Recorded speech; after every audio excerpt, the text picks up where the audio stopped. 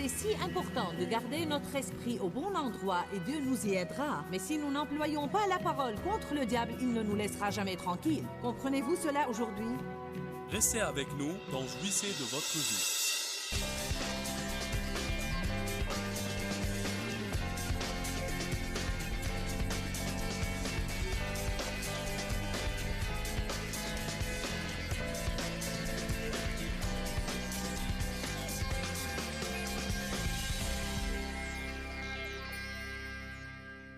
Nous allons parler aujourd'hui de gagner.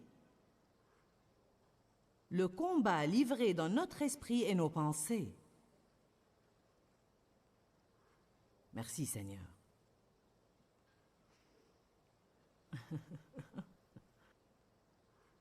Quelqu'un là-bas derrière est content.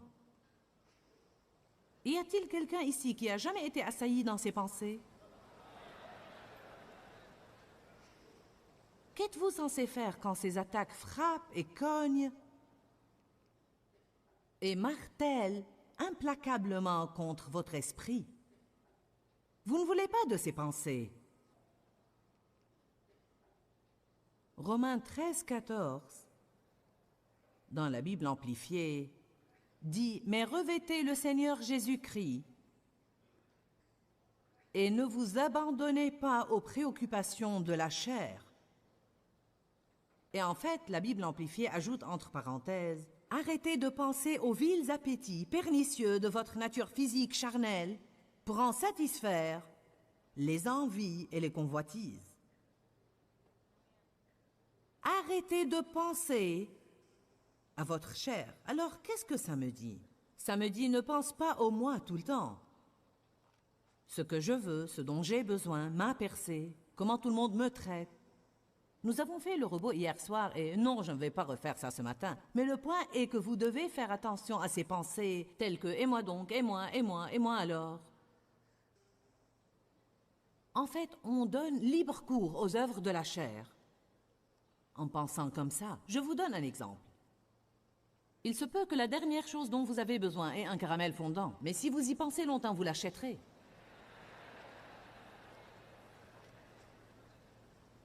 Peut-être voulez-vous marcher selon l'amour avec quelqu'un qui vous a vexé, mais si vous passez votre temps à ressasser tout ce qu'ils vous ont fait, la prochaine fois que vous les voyez, vous ne pourrez pas bien les recevoir. Car là où cheminent vos pensées, là aussi vous suivrez. Nos pensées nous préparent à l'action. Ainsi, ce verset nous dit « Arrêtez de penser à la chair ». C'est une bonne consigne, mais comment est-ce que je fais ça? Quand j'ai des idées sur lesquelles j'ai intérêt à ne pas m'attarder, mais ces pensées ne semblent pas vouloir partir, qu'est-ce que je suis supposé faire à leur sujet? Est-ce une question à laquelle quelqu'un ici serait intéressé? Bien. Je vais vous parler aujourd'hui de plusieurs façons pour arrêter de penser les mauvaises choses et commencer à penser les bonnes choses. Tout d'abord, numéro 1, quand Dieu vous rend conscient que vous entretenez une mauvaise pensée, arrêtez de méditer sur la mauvaise pensée, mais remplacez-la par quelque chose de bon. Si vous êtes sot, le diable va vous tromper et vous exploiter. C'est pourquoi parfois quand vous conduisez sur la route, c'est juste comme... Des idées des plus étranges vous viennent à l'esprit. Des choses même pas sensées. C'est comme, mais d'où est-ce que ça vient?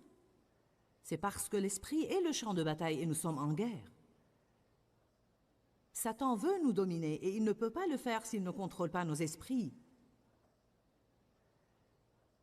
Parce que votre esprit, les pensées que vous avez et mon esprit nous préparent à l'action.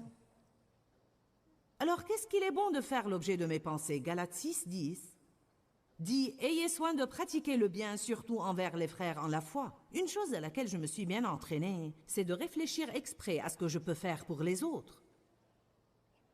C'est bien, surtout quand vous faites ça tôt le matin, demandez à Dieu « Que pourrais-je faire aujourd'hui pour être une bénédiction pour quelqu'un ?»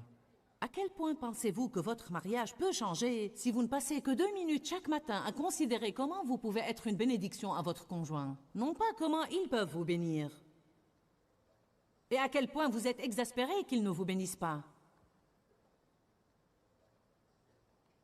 Imaginez, vous vous réveillez le matin. Seigneur, comment est-ce que je peux être une bénédiction pour Dave aujourd'hui? Peut-être que Dieu me dirait, ne te plains pas quand il regarde le foot. Peut-être qu'il me dirait, dis-lui combien tu apprécies qu'il soit un bon mari. Dis-lui que tu aimes le fait qu'il prend bien soin de son corps. Dis-lui que tu apprécies son tempérament stable. La raison pour laquelle on a tant de problèmes dans nos rapports, c'est parce qu'on s'attarde trop sur le négatif. On pense trop à ce qu'on n'a pas et pas assez à ce que l'on a. La personne à laquelle vous êtes marié et dont vous vous plaignez tout le temps, il y a quelqu'un d'autre dans cette salle qui aimerait la voir.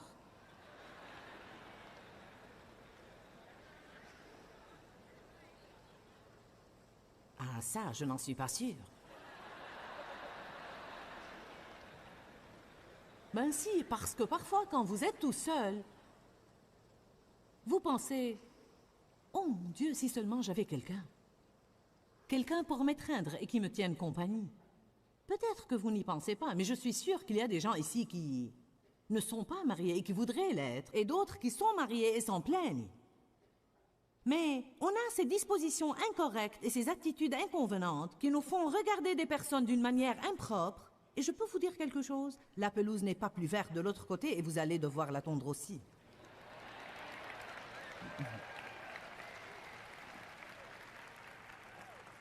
Oui, il y aurait parfois des situations où les choses vont si mal, sont si mauvaises et pernicieuses qu'on devrait leur mettre un terme. Mais c'est loin de l'état actuel des choses qui se passent dans notre société aujourd'hui et nous savons cela.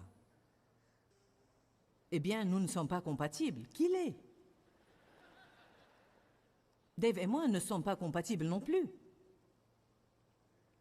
On est aussi différents qu'on pourrait l'être. On pense d'une manière très différente. Mais on a appris à être en désaccord agréablement. Je ne pense pas que quiconque puisse avoir une relation compatible parce que Dieu vous joint à la personne opposée, parce qu'elle a des pièces que vous n'avez pas et dont vous avez besoin, que vous le sachiez ou non.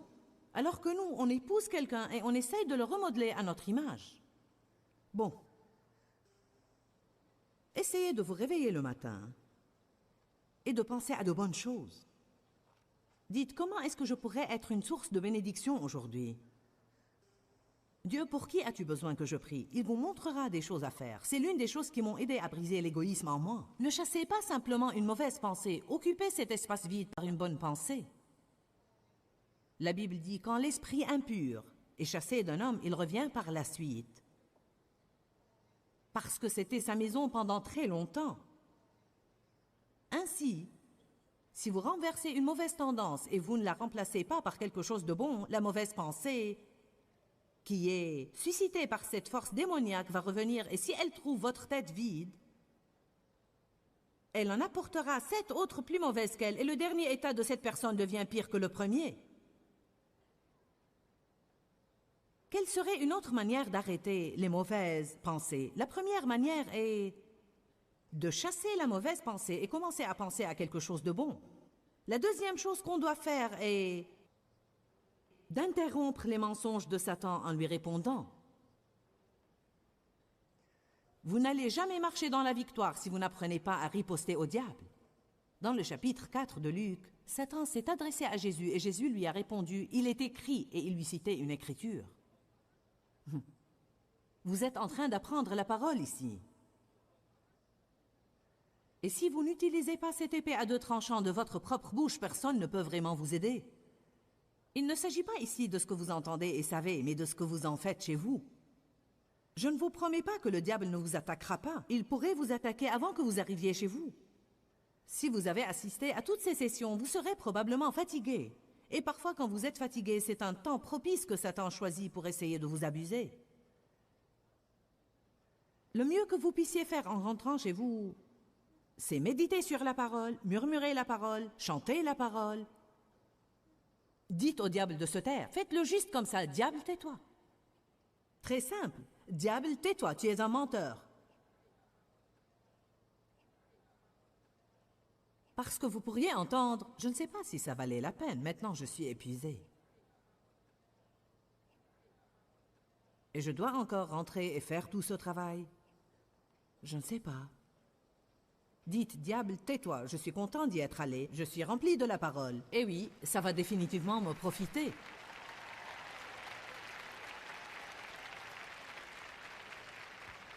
Mais voici notre problème. Satan s'attaque à nous et nous restons passifs. Il y a des jours où... si vous pensez que vous êtes agressé, vous devez essayer de faire quelque chose comme ça.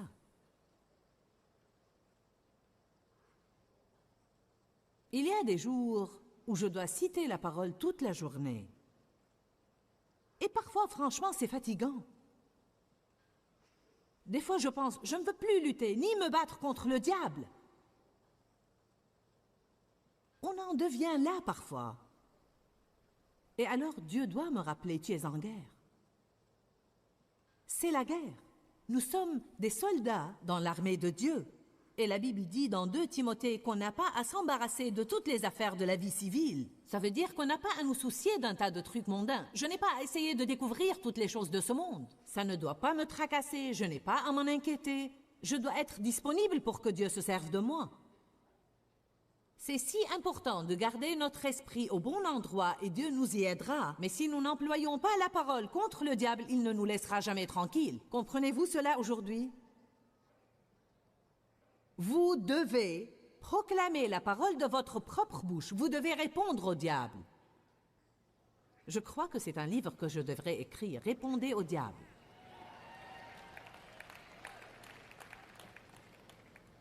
Ma gouvernante est une femme merveilleuse et elle a tendance à se parler elle-même. Je veux dire, c'est sa manière de garder le moral. Et vous savez, on doit apprendre à répondre au diable toute la journée. Parlez à Dieu, parlez à Jésus. Et quand le diable vous lance un mensonge, répondez-lui, « Diable, tais-toi ». Même si vous ne vous adressez pas à lui personnellement, vous devez citer une parole de votre bouche. Si le diable dit « Tu n'es qu'un bon à rien », alors vous rétorquez « Je suis justice de Dieu par le Christ. Je suis choisi et consacré par le sang de l'agneau. Tu n'as pas d'avenir. J'ai un bel avenir. Dieu a formé de beaux projets sur moi.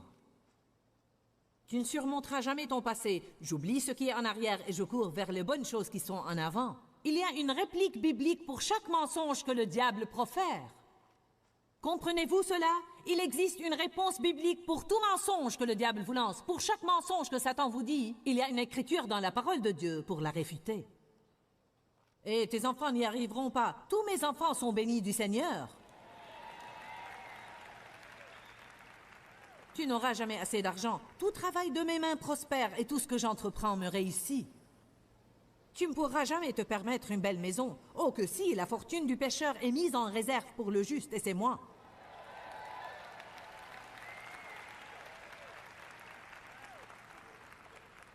Si vous voulez être un chrétien victorieux, c'est un travail à plein temps, ce n'est pas un truc du dimanche.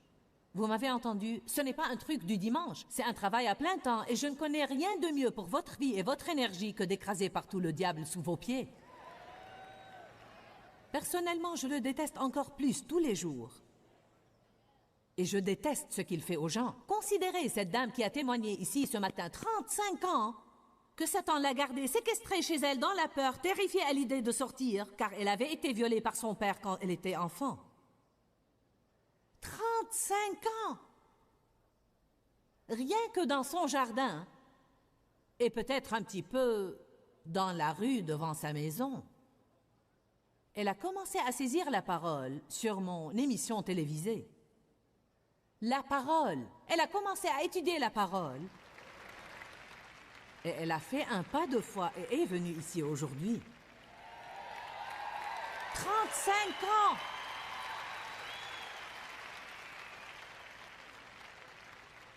Alors, est-ce que ça veut dire que Satan ne va plus jamais l'agresser et qu'il n'essaiera pas de lui mentir quand elle rentrera chez elle? Elle pourrait avoir des raisonnements. Voyez, on ne l'a pas compris. On ne se rend pas compte que beaucoup de nos pensées sont incitées par des démons. On pense que c'est moi. Mon Dieu, qu'est-ce qui ne va pas avec moi? Mais elle apprend quelque chose ici, et c'est un grand principe qu'il faut approfondir, car quand elle ira chez elle, et le diable lui dira Oh, tu as peur de faire ça. Oh, tu as peur de faire ça. Ah, tu ne peux pas faire ça. Elle pourra dire, diable, tais-toi, je ne vivrai plus dans la peur. Ce n'est pas un esprit de peur que Dieu m'a donné, mais un esprit de force, d'amour et de sagesse, et je ferai tout ce que je veux et quand je veux. Allez. Vous avez intérêt à riposter. C'est la deuxième chose que vous devez faire si vous voulez arrêter de penser à la chair, et c'est répondez. Allez à Romains 4.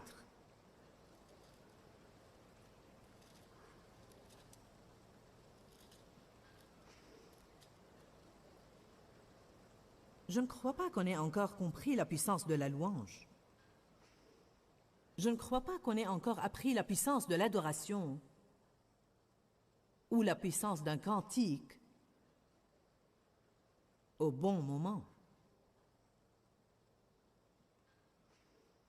Romains 4, 18. Espérant contre toute espérance humaine, Abraham crut et devint ainsi le père d'un grand nombre de nations selon ce que le Père lui avait promis. Qu'est-ce qui se produit quand vous avez une promesse de Dieu? Quand vous sentez que Dieu vous a dit quelque chose et que vous attendez, et vous espérez, et vous attendez, et vous attendez, et des années s'écoulent, et le doute et l'incrédulité assaillent votre esprit, et le diable dit « Tu ne l'auras jamais, tu ne l'auras jamais, tu ne l'auras jamais ». Et vos circonstances paraissent si sombres, si tristes, que vous n'avez absolument rien dans le naturel qui vous porte à espérer.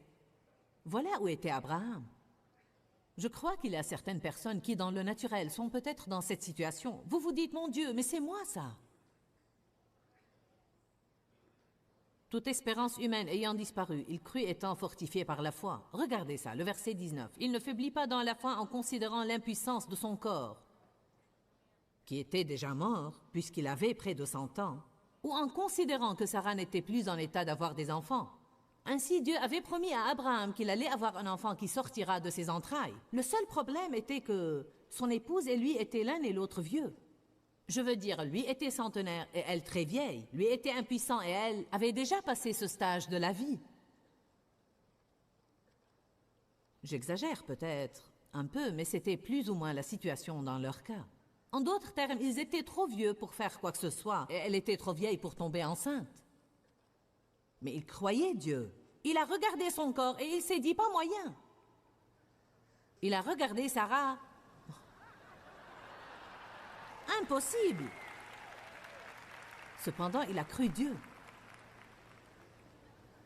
Vous savez, l'un des temps où nos esprits sont vraiment attaqués, c'est quand on regarde des choses et quand on intériorise les circonstances par la porte de nos yeux. C'est pourquoi on doit pouvoir aller au-delà de ce que l'on voit et on doit discerner l'invisible. Cette pièce est pleine d'anges, sauf que je ne les vois pas. Mais je le crois. Je crois qu'il y a des anges guerriers ici aujourd'hui qui nous protègent. Amen. Je crois que lorsque vous partez, vous pouvez déployer votre foi, que des anges vous accompagnent, qu'ils vont en avant de votre voiture et qu'ils vous gardent. Nous devons croire en ce qu'on ne voit pas et non pas croire uniquement en ce que nous voyons. Le monde spirituel est vrai. Juste parce qu'on ne le voit pas ne le rend pas sans effet. Et les mots opèrent dans ce monde spirituel. Voilà pourquoi c'est si important de riposter à l'ennemi. Romains 4, 20. Il ne succomba pas au doute par incrédulité et n'hésita pas au sujet de la promesse de Dieu. Donc, son esprit était agressé par le doute et l'incrédulité, l'indécision et l'irrésolution. Mais il dit, il ne succomba pas au doute par incrédulité au sujet de la promesse de Dieu, mais il fut fortifié par la foi et rendit gloire à Dieu.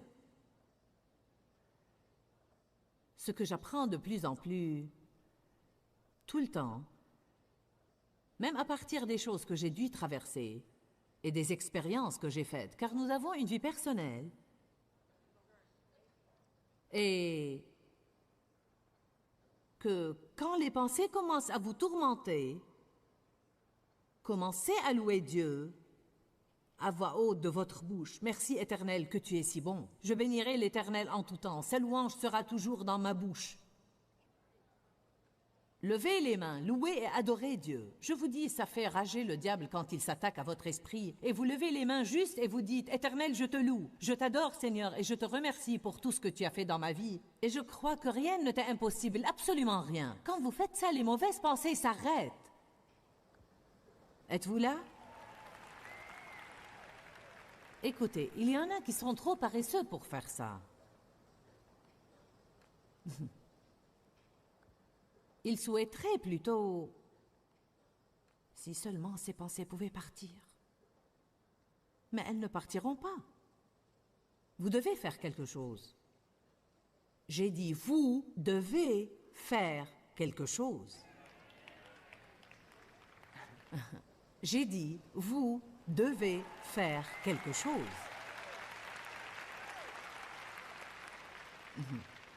Ça prend quelque temps pour que ça soit reçu. C'est comme...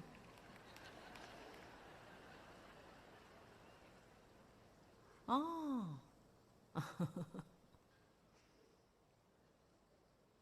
Je vais devoir faire quelque chose.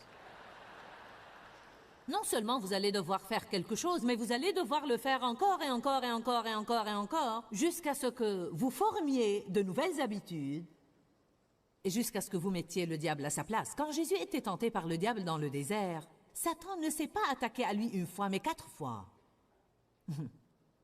Et 4 fois, Jésus a dû dire « Il est écrit ». Et alors la Bible dit que Satan, ayant épuisé ce cycle de tentation, s'est éloigné de lui pour attendre un moment favorable. Jésus a gagné cette bataille, mais ça ne veut pas dire qu'il n'y en aura pas d'autres.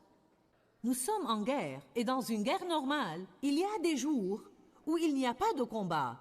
D'autres jours peuvent avoir de petites escarmouches, mais alors il y a des jours où il y a de grandes batailles. Satan attaque nos pensées d'une façon régulière, mais on peut gagner la bataille de nos pensées par la louange, l'adoration, les actions de grâce, et en passant du temps de qualité avec Dieu et en répondant au diable. La Bible nous dit d'être les imitateurs de Dieu. Jésus a réfuté le diable et nous pouvons faire de même. Dis-leur que je les aime. Dans ce livret, Joyce Meyer donne une révélation de l'amour de Dieu pour nous. Pour obtenir ce livret gratuitement, écrivez-nous à Joyce Meyer, boîte postale 40095-6300 Larnaca, Chypre. Ou bien visitez notre site web www.joycemeyer.org/fr.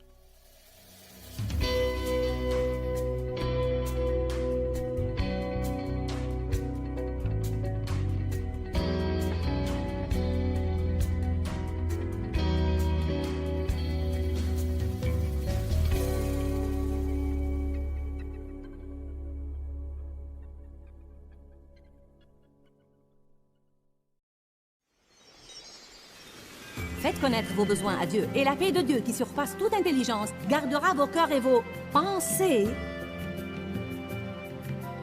en Jésus-Christ.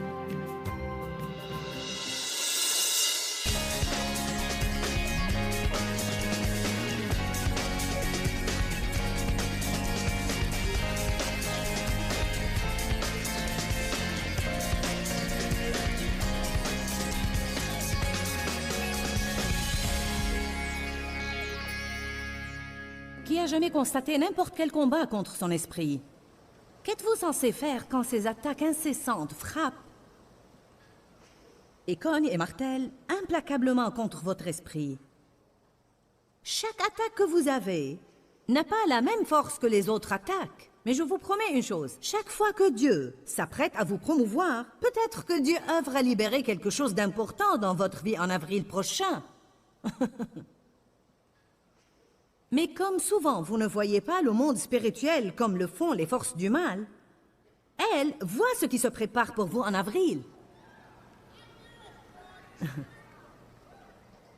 Ainsi, le diable se dit bien, je vais vous régler ça. Je vais lancer une attaque comme vous n'en avez jamais vu.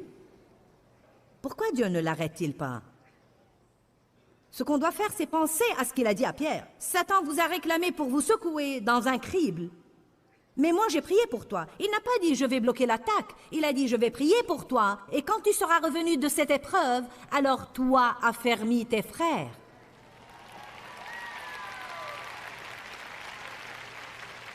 On n'obtient aucun pouvoir pour aider les autres, rien qu'en lisant des livres à ce sujet. Vous devez passer à travers, et vous aurez quelque chose à dire qui a autorité. On passe tous par des périodes où nos pensées sont attaquées et nos émotions sont attaquées. Parfois, et surtout si vous n'avez pas eu de combat pour quelque temps, et voici qu'une attaque vous tombe des nues, vous êtes surpris et vous dites « Mais quoi ?»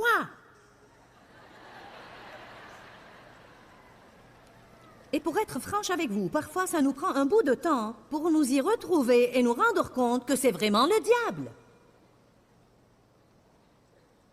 Et ça nous prend encore plus longtemps pour comprendre. Vous savez, j'avais comme une impression que Dieu allait me promouvoir. Oh oui, je me rappelle, il y a quelques semaines, Dieu m'a dit qu'il avait une bénédiction pour moi.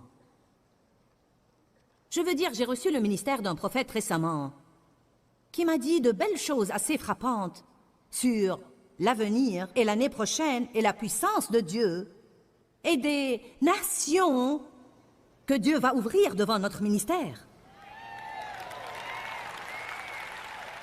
Oh, Dieu soit loué. Ah, merci Seigneur pour cette parole. Oui, oui, oui.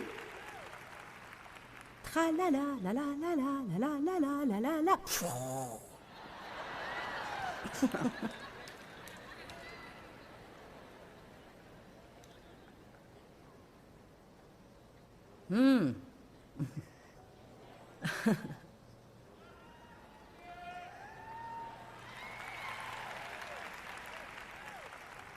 Et c'est pourquoi on doit se battre. On ne peut pas être mou et s'affaler et laisser tomber. Tenez ferme. Faites ce que la crise exige, puis redressez-vous. Et dites, diable, tu ne me feras pas reculer. Tu ne me recouvriras pas de doute et d'incrédulité. Je ne vais pas écouter tes mensonges, je marche en avant. Si vous n'êtes pas rempli d'une sainte détermination, vous n'y arriverez pas dans cette marche avec Dieu. Vous avez intérêt à vous munir d'un peu de la colère du Saint-Esprit aujourd'hui et dire « C'est terminé, diable, tu ne mèneras plus ma vie ».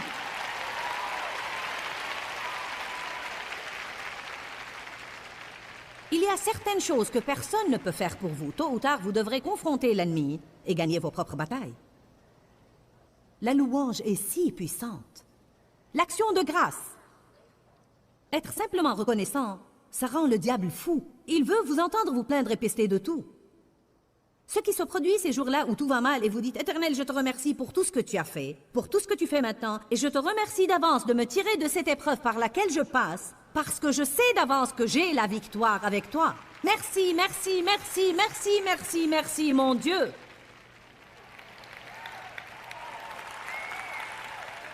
Dave m'a dit hier, en fait, Dave médite beaucoup sur la fidélité de Dieu.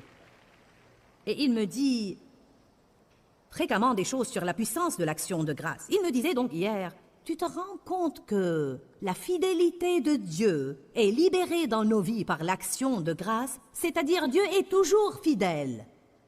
Toujours. Sa fidélité dure de génération en génération. À jamais, Dieu reste fidèle. Mais sa fidélité est libérée dans nos vies alors qu'on l'en remercie. Éternel, je te remercie de ta fidélité. Je te remercie que tu ne m'abandonneras jamais. Je te remercie, Éternel, que tu as ma subsistance, que tu as mon dénouement. Je te remercie que tu es ma source. Si vous passez davantage de temps durant la journée à faire ce que je vous dis maintenant, votre esprit ne restera pas inoccupé de sorte que le diable y ait accès. Mais là encore, on se replie dans la passivité parce que c'est plus facile de dire «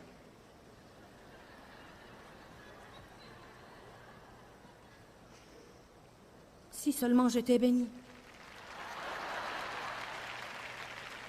Si seulement le diable me laissait tranquille. Je ne comprends pas pourquoi je suis toujours attaquée. Surmontez ça! Allez, je suis furieuse contre le diable aujourd'hui. J'ai dit surmontez ça!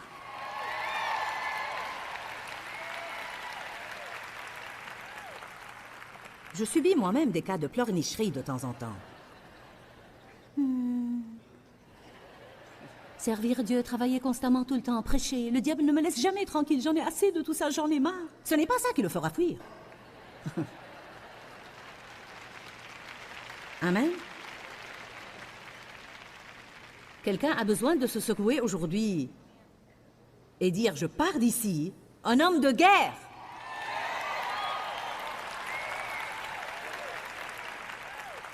Dites, diable, tu n'auras pas mes gosses, tu n'auras pas mon mariage. Tu n'auras pas mes pensées. Tu ne me causeras pas de dépression nerveuse. Tu ne me mettras pas à l'hôpital psychiatrique. Je vivrai et je ne mourrai pas. Ouh. Philippiens 4,6 dit « Ne soyez inquiets de rien, mais en toute occasion, par la prière et la supplication, accompagnés d'actions de grâce. » Faites connaître vos besoins à Dieu, et la paix de Dieu, qui surpasse toute intelligence, gardera vos cœurs et vos pensées en Jésus-Christ. Je vous dis que vous pouvez interrompre les projets de Satan sur vous, rien qu'en ouvrant votre bouche et en commençant à remercier Dieu de tout ce que vous pouvez penser à l'en remercier. Car les armes de notre combat ne sont pas charnelles, mais leur puissance vient de Dieu pour renverser des forteresses. Si mes armes ne sont pas charnelles, elles doivent être spirituelles. Tout ce dont je vous parle aujourd'hui opère dans le royaume spirituel. Quand je loue et rends grâce à Dieu, quelque chose se produit dans l'esprit. Quand je déclare la parole, quelque chose se produit dans l'esprit. Vous ne pouvez pas comprendre ces choses par l'intellect, mais par le cœur. Y a-t-il quelqu'un ici qui rend témoignage à ce que je dis, que c'est ce que nous devons faire dans nos vies? Allons, un petit moment de vérité maintenant. Qui de vous a été attaqué mentalement par l'ennemi ou dans vos émotions et vous n'avez pas fait ça? Bon, alors vous êtes aujourd'hui au bon endroit et au bon moment, n'est-ce pas? Qui va rentrer chez lui et le faire? Pas une seule fois, mais encore et encore. Vous devez vous rappeler qu'on ne s'est pas mis dans le pétrin dès la première méprise et on n'en sortira pas en faisant une seule chose de bien. Encore et encore et encore et encore et encore. Chantez ou écoutez de la musique ointe. Ça fera courir le diable au loin. Allez à 1 Samuel 16.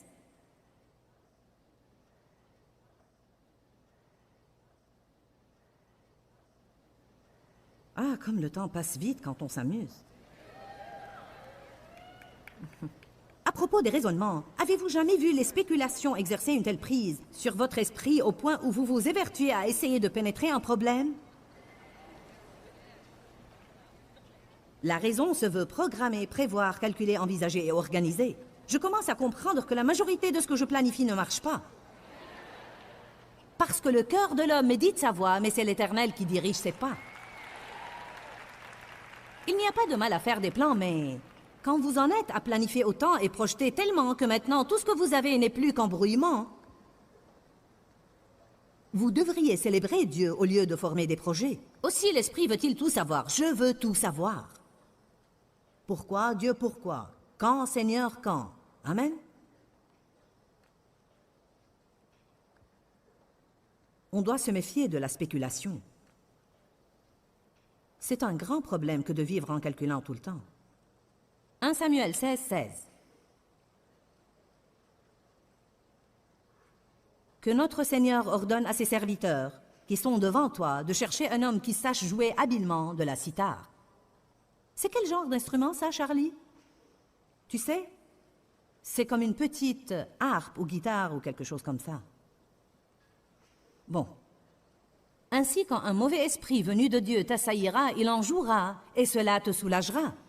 Bon, Saul était tourmenté par un mauvais esprit. Et ils ont dit, allons trouver quelqu'un qui sache jouer habilement de la cithare, et qu'il joue une bonne musique ointe, et cet esprit mauvais te lâchera, et tu seras soulagé. Parfois, vous raisonnez trop, vous scrutez la chose à en mourir. Allez donc mettre de la bonne musique et chanter. C'est étonnant que ça puisse être aussi simple. Procurez-vous cette musique sur le sang de Jésus et la prochaine fois que votre esprit est tourmenté, allez vous asseoir, mettez ce chant sur le sang de Jésus et détendez-vous et levez les mains et chantez avec.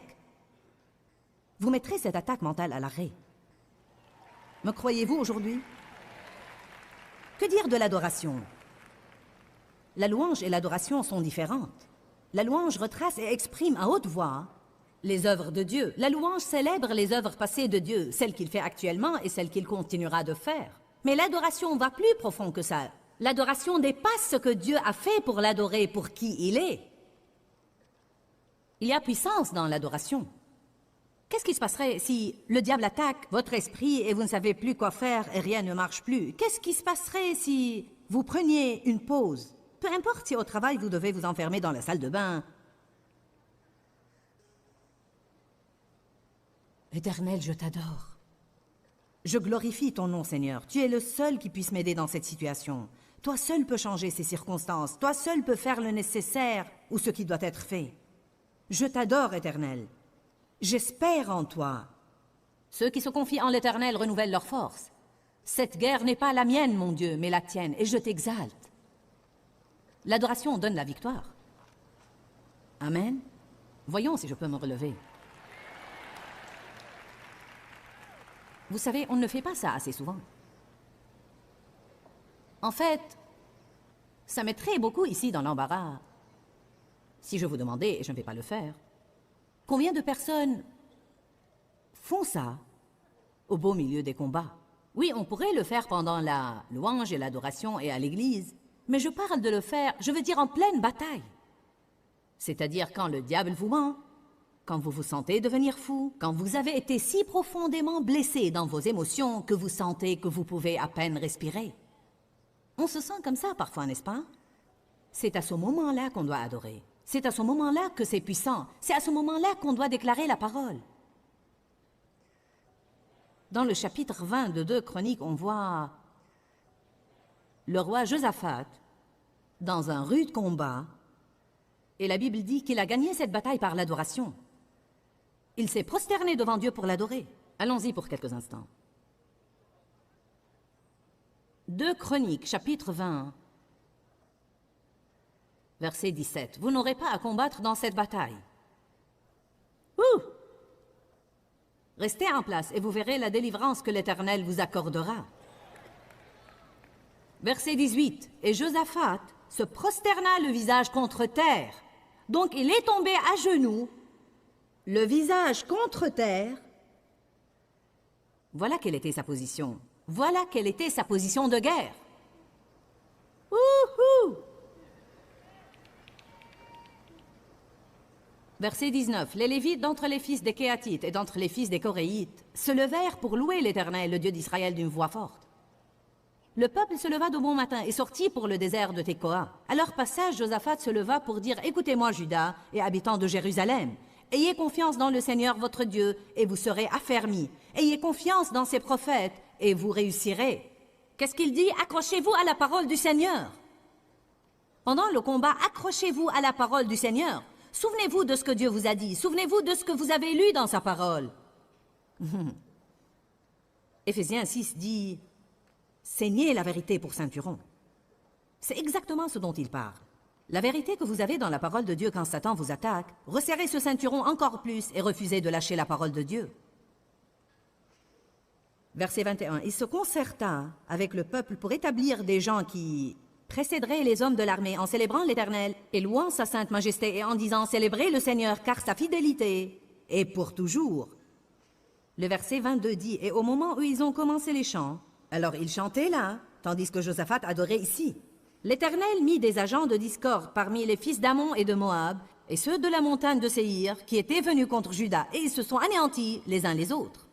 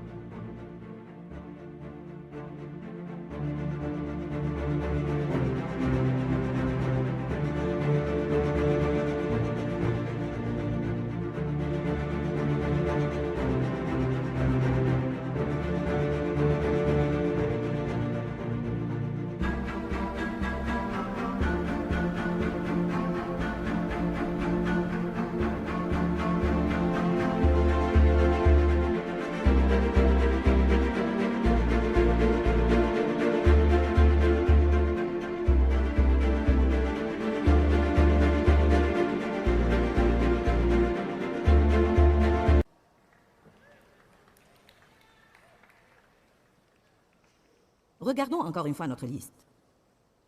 Comment peut-on arrêter les pensées qui nous apportent la destruction quand notre esprit est attaqué par le souci, quand notre esprit est assailli par la crainte ou les spéculations?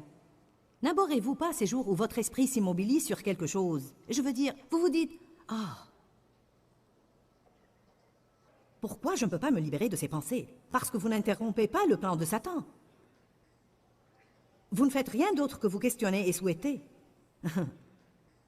Ce que vous devez faire, c'est combattre. Vous devez répondre au diable. Vous devez chanter, vous devez adorer, vous devez prier. Qu'est-ce que Jésus a fait? La Bible dit dans Luc 22 qu'il était dans une telle agonie d'esprit que sa sueur est devenue comme des caillots de sang. On ne sait même pas ce qu'est une attaque sur nos esprits. Avez-vous jamais eu une attaque sur votre esprit au sujet d'une certaine personne? Elle monopolise vos pensées et vous vous dites, mais allez-vous-en! Je vous dis ce que vous devez faire pour vous aider vous-même. Qu'a fait Jésus dans Luc 22? L'Écriture dit qu'il s'est mis à genoux et il a prié. Et il a dit aux disciples, ne pouvez-vous pas veiller 1 heure avec moi? Exemple de pensée inappropriée. Spéculation, souci, anxiété, appréhension, doute, incrédulité, pensée négative, pensée de jugement. À propos du souci, allons à Matthieu 6.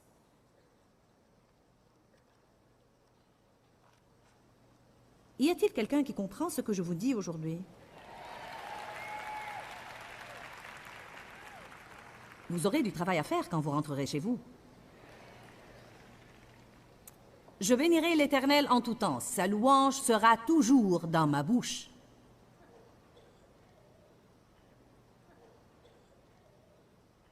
Matthieu 6, verset 33. Mais cherchez premièrement le royaume et la justice de Dieu, sa manière d'être et sa manière de faire, et toutes ces choses vous seront données par-dessus. Ne vous inquiétez donc pas et ne vous souciez pas pour le lendemain. Le lendemain aura ses propres soucis et inquiétudes. À chaque jour suffit sa peine. Que se passe-t-il quand on commence à s'inquiéter du lendemain? C'est ça, la surcharge. Vous avez bien trouvé. Vous savez pourquoi? Parce que Dieu nous donne la manne qu'il nous faut pour un seul jour. Tout ce dont on dispose et la force dont on a besoin pour aujourd'hui. De quoi est-ce qu'on s'inquiète? De notre subsistance. D'où va-t-elle venir? Quand est-ce qu'elle va venir? Pourquoi est-ce qu'on fait ce qu'on fait? Et pire encore, pourquoi faites-vous ce que vous faites?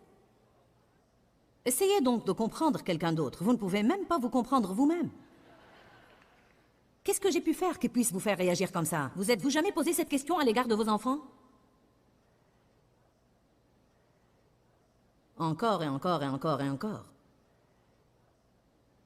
La louange, l'adoration, l'action de grâce, répondre au diable, toutes ces choses sont si puissantes. Dans le psaume 42, David dit « Pourquoi t'as battu au-dedans de moi, mon âme? Espère en Dieu, parce que je célébrerai encore ses prouesses et ses hauts faits. » Ses émotions s'enlisaient. Il menait un combat dans ses sentiments. Il était déprimé. « Pourquoi es-tu si abattu, mon âme? » Il se sentait découragé. Il a failli abandonner. Il ne voulait pas sortir ce jour-là. Tout paraissait sombre et sinistre. Et il s'est dit « Pourquoi es-tu comme ça, mon âme? Espère en Dieu. Je le louerai encore, lui qui est le soutien de ma contenance. » La même chose devra marcher pour nous. Ne dites pas « Je me sens déprimé. » « Oh oh, je me sens écrasé. Si seulement je n'étais pas découragé. » Revêtez un vêtement de louange au lieu d'un esprit abattu. Désolé, vous devez le revêtir. Il ne vous sera pas utile quelque part là, par terre. Ça ne vous servira à rien d'avoir ces cassettes de musique, vous devez les mettre. Ça ne vous aidera pas juste de connaître la parole, vous devez la déclarer. Ça ne vous profitera pas d'acheter toutes mes cassettes, vous devez les écouter. Ça ne vous rendra pas plus spirituel d'avoir toute la bibliothèque Joyce Meyer. Mais on se sent spirituel, n'est-ce pas? Louez le Seigneur, regardez-moi ça. Je veux dire, j'ai 3000 livres et toutes les cassettes de Joyce. Satan attaque nos pensées d'une façon régulière. Mais on peut gagner la bataille de nos pensées par la louange, l'adoration, les actions de grâce, et en passant du temps de qualité avec Dieu et en répondant au diable. La Bible nous dit d'être les imitateurs de Dieu. Jésus a réfuté le diable et nous pouvons faire de même. Dis-leur que je les aime. Dans ce livret, Joyce Meyer donne une révélation de l'amour de Dieu pour nous. Pour obtenir ce livret gratuitement, écrivez-nous à Joyce Meyer, boîte postale 40095-6300, Larnaca, Chypre. Ou bien visitez notre site web www.joycemeyer.org/fr.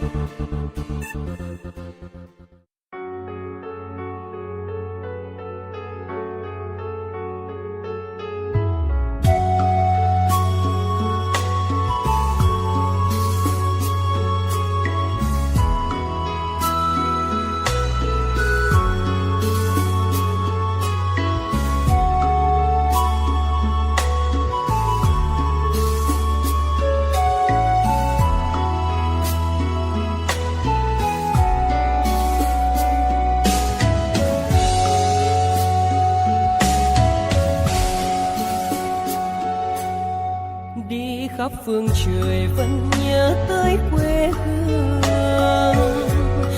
Người về đây thăm làng Trù quê mẹ và làng Sen quê cha, xúc động bồi hồi người rơi giọt lệ, thương mãi nhà tranh thương đất mẹ nghèo,